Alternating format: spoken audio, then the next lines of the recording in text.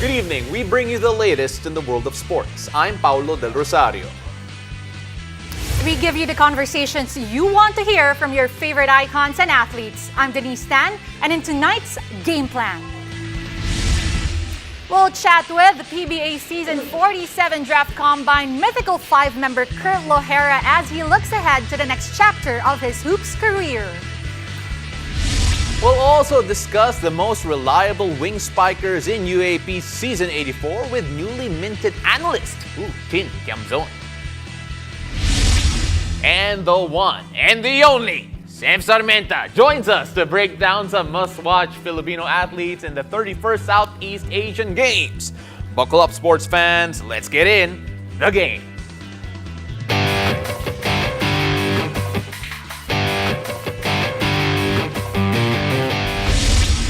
SEA Games women's volleyball is officially underway, and our very own national team drew first blood against Malaysia.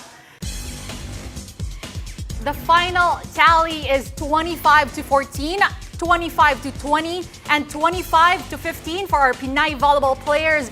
Jaja Santiago and Kyle Negrito led the team while Maylene Paat provided the finishing touch. Now following our victory, veteran sportscaster, the OG himself, Sir Sam Sarmenta joins us tonight to break down some must-watch athletes for our country in the SEA Games. Sorry, Denise. What does OG mean daw? Sabihin ko ba? Basta original. Basta yung original. Don't put me on the spot. Come on. Pero Sir Sev, of course, you've seen so many SEA Games. Let's start off with volleyball here for Sir Sev. Kasi great start here for the Philippines. 2019 didn't do so well, and we're hoping that this is more reminiscent of yung glory days in the early 90s. Absolutely. I think there was too much pressure for the team when they played here in 2019, and they were not as prepared as they are now. This team went to Brazil, of course, and had a rigorous, very well-supported training session in Brazil. Para maiba naman. Usually, ang puntahan, Thailand, pero ito, Brazil. And the results have been good. And so far, seeing the game today, I think there was better fluidity, and it's nice that Jaja is there. Sir Sev, you've seen volleyball games throughout several SEA Games. How important is it, and how huge was that win for our women's volleyball team to start off, especially with a sweep like that against Malaysia? Exactly, because of the popularity of the game and the expectations are so high. Ang hindi lang ma-manage natin as the fans is pag hindi ginagamit ng coaches some of the favorites. Yeah. We have to understand this is the national team, so there's a way of playing, which you understand, of course, Denise. There's a way of doing this, and we have to trust our coaches with it. This is not a democracy. We will create, especially in the coming game against Thailand. Thailand is a nice country to visit. They're friendly, but they do not like us when it comes to volleyball. Oh, that makes sense. They would like to keep their superiority as the same way we want to keep our superiority in basketball. Let's move on, Sir Sev, to the must-watch Philippine athletes that we have here. A lot of them we've actually seen, like for example in the Olympics, Caloy, Yulo is on the team, so you have to mention. But then Alex Eala, Jamie Lim, also players that also athletes here that we assume would do great and would bring us a lot of pride. Let's start off with Caloy. Why should we be so excited to see him? I covered his games today, wherein he participated in the team event. He was like the team captain of the team. He was cheering on the other players. It was a tough day for Caloy. He fell off the pommel horse today. Yeah. And in gymnastics, you are allowed to fall. You can regroup and then start again. And he led the team. The Philippines is actually leading in the team competition, slightly against Malaysia. But I think because of what Caloy did, his contribution of 81.50 points, is a big boost to the team that is looking for a gold medal. This is important for the sport. These other athletes, I hate using other sports, but this is so great for the gymnastics program, which needs heroes actually. Yeah. One hero of the tennis community, of course, a promising young player in Alex Eala. She's been making a lot of news in Europe, diba? She's been having her training there, her courses there. What are we expecting from her that she is going to bring that talent of hers to represent the country? We're hoping that she will win a singles title. She's been proven as a very good doubles player with a variety of partners from different countries, of course. But I think she's due for an individual gold medal. And I think the best place to start is the SEA Games. I love the picture I saw online wherein Alex became just a fan, had a picture with Eliza Valdez and two phenoms actually coming together was quite a thing. But the sad thing is that all the athletes won't be able to watch as many of the events because they are limited because of the protocols. For example, si Jamie Lim, our karate winner 2 years ago, she was telling us that she will arrive leaving today, will compete in the next couple of hours, and will have to leave just as quickly. She wanted sana to see other athletes as well, but it's not really going to happen. Well, you mentioned Jamie Lim already, and when we talk about Jamie Lim, a silver medalist in the Asian Championships in 2021, defending gold medalist in the SEA Games, all these athletes have pressure, but it looks like Jamie is really taking this in stride. Absolutely. The pressure on Jamie now is the fact that her hands are hurting. Her kicks, sabi niya sa akin, her kicks are so much better nowadays because her hands had to take a rest. But the nice thing about karate, you have to notice, ladies and gentlemen, is that you cannot use excessive force in karate. Kailangan may control yung pagsuntok mo. Kanina, may penchak silat na Filipino athlete, knocked down his Malaysian opponent, tulog.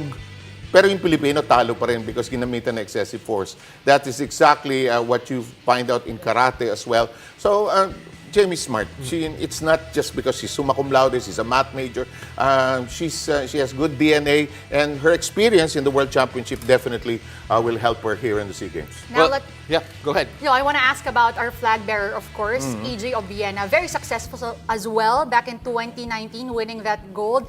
Had a good stint in the 2020 Tokyo Olympics. Gaano kabigat that he is again back to represent this country, and he's looking good while doing it. Absolutely. He looked so impressive and calm last night when he was carrying our flag, actually. Chill na siya. Parang ikaw nung eleksyon, naka-rubber shoes.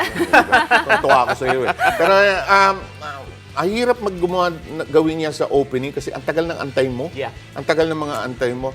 You know what? I feel EJ will want to win it decisively para matapos na yung dinaanan niyang crisis. Para, quiet na kayo, I'm back to playing, I'm back to winning for the country. He has committed naman to the country. So he'd like to also tell his supporters, the Philippine Olympic Committee, you did not make a mistake supporting my cause. Thank you. Thank you, Sir Sev, for joining us here. Siyempre, you can catch Sir Sev a lot over the coverage of the Southeast Asian Games kasi alam niya lahat ng sports. Kilala niya lahat ng mga athletes. Dito po ako nakatira sa TV5, Corner Reliance, Sheridan. For the next 2 weeks po, may sariling unan ako rito. Ginagaya ko si Dinistan pagka nagbababol ho yan taong yan. Thank you for inviting. Salamat, Sir Sev. Thank you, Sir Sev. Tuloy-tuloy din ang pag-cheer natin kay Sir Sev as he is covering the SEA Games. And of course, don't forget to cheer for Team Pilipinas in the 31st Southeast Asian Games. Pao, take us through the latest medal tally. Well, taking a look at the medal tally as of 5 p.m., the Philippines already actually has another gold medal, so that should be 2 gold medals after getting another one over on Croatia. No surprise that Vietnam leads the pack with 10 gold medals, but let's see how the next few days go on, and the Philippines will try to climb up the table in the next few days. Now, after the break, Tiamzon shares her most reliable wing spikers in UAAP Season 84. Stay tuned, you're watching The Game.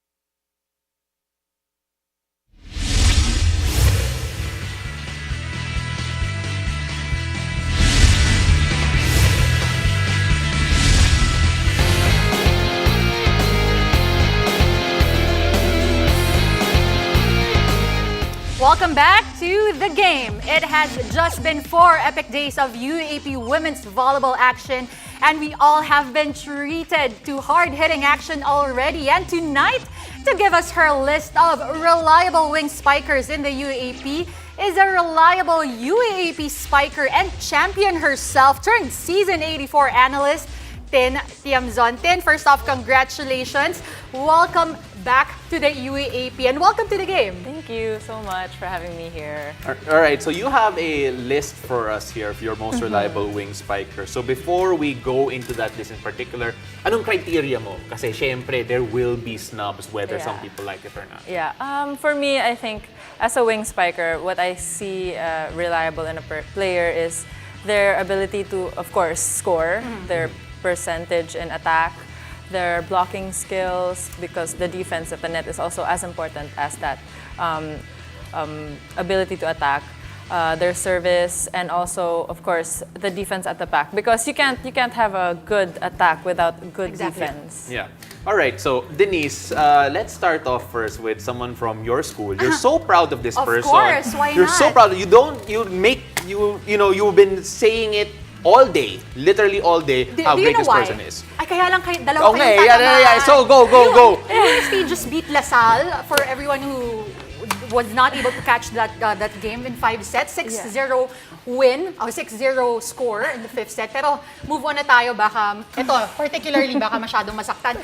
Tin, first on your list, of course, UST's Eala. Bakit kasama siya dun sa listahan? Well, first of all, this girl really impressed me. Even since nung nakitraining ako with her in the national team, just seeing her hit the ball, like the sound of her hit sa ball, sobrang, alam mo yung parang a gun went off, ganon.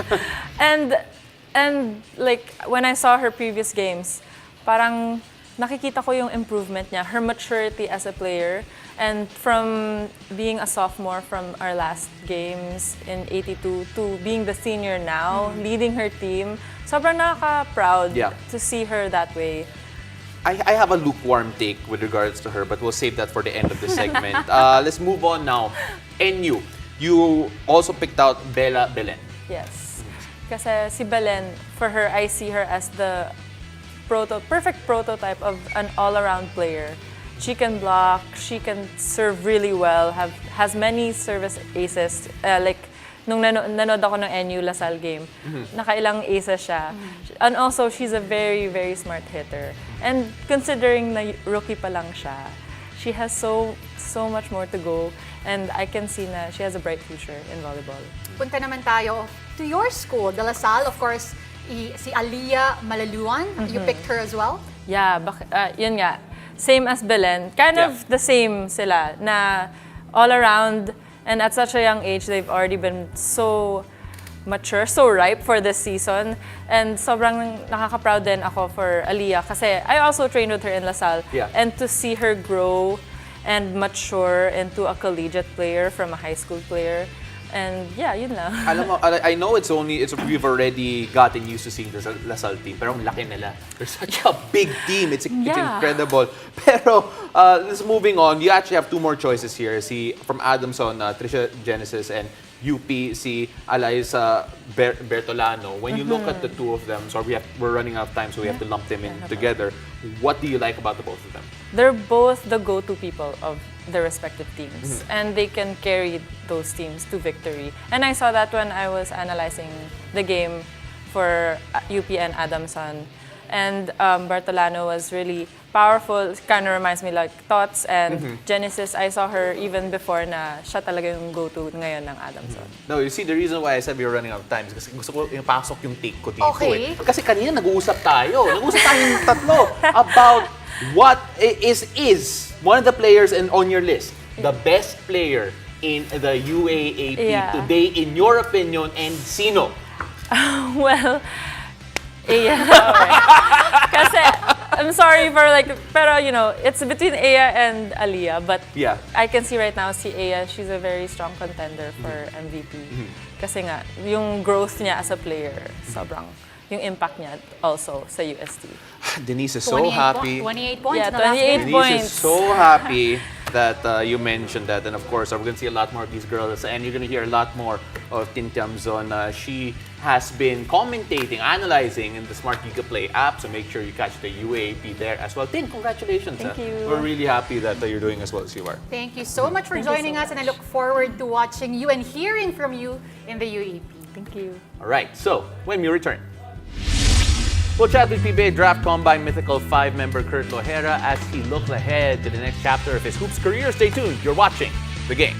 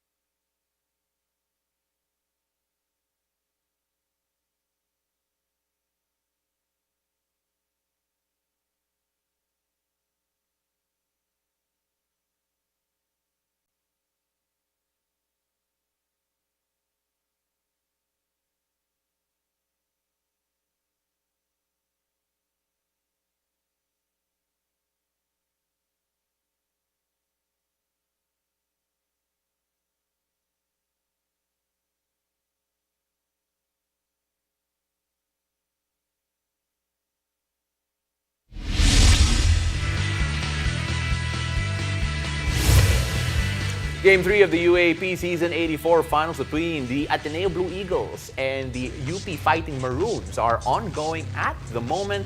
And right now, it's a tight ball game, very low scoring between UP and Ateneo.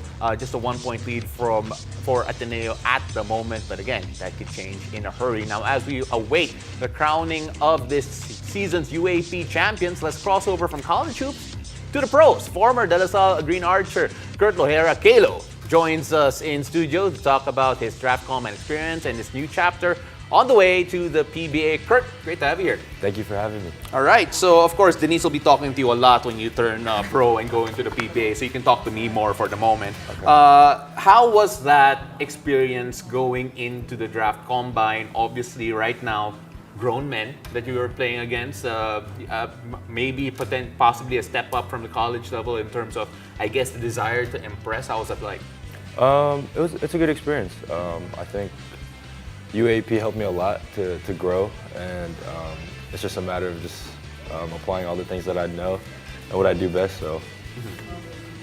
You know, there was some talk last year that it could have joined the PBA, you could have joined the draft last year, but you chose to play in the UAAP. This year, you joined the Combine 2 days ago. What was the decision like? What made you put yourself out there in the PBA? I think it's just a matter of time. I think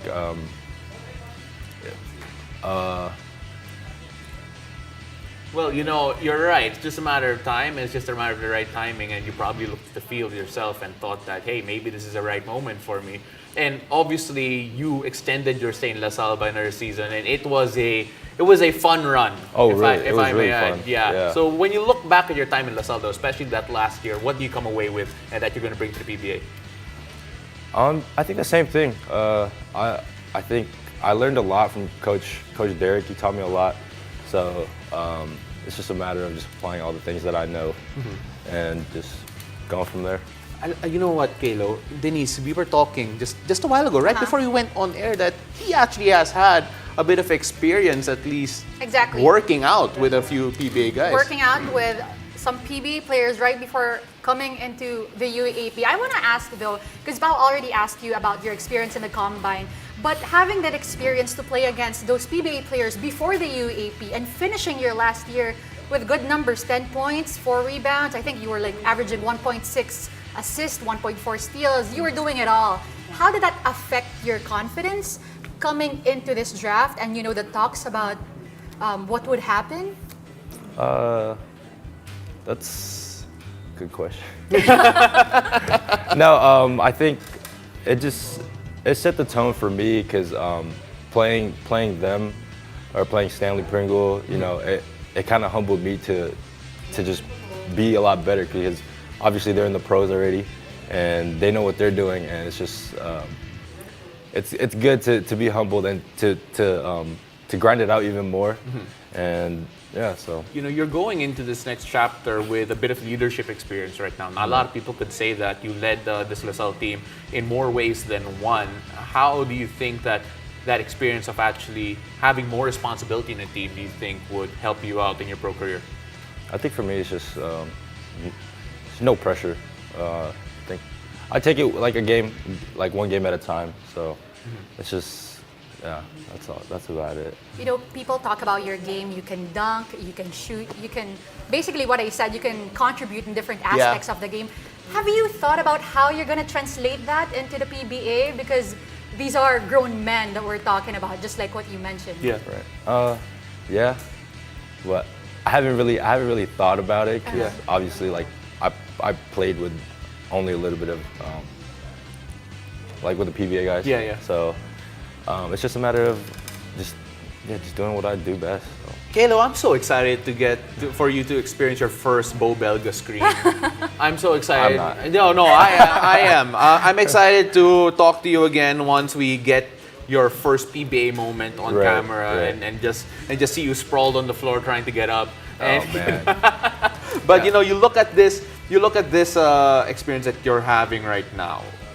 What are your goals in particular? Obviously, right now is to get drafted. But then, apart from that, I'm sure you have a bigger idea of where you want your career to go from this point on. For me, it's just to get better. I think there's always room for improvements, and obviously at a higher level, like, you just want to be a student to the game. And so, from there, I'll take it how it goes.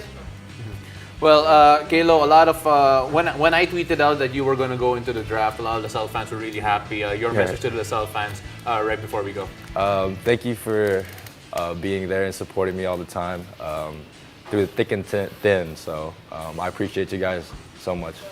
Kalo, good luck. Thank The you so draft's much. happening on Sunday, Denise. But you have some breaking news right over here. Exactly. This just in, Caloy Yulo wins his first gold medal in the Southeast Asian Games, topping the gymnastics all-around, while the Philippines finished with the silver in the team event. Now, thank you for joining us. I'm Denise Tan. Catch us weeknights here on One News, One Sports, and One Sports Plus. I'm Paulo Del Rosario, and this has been The Game.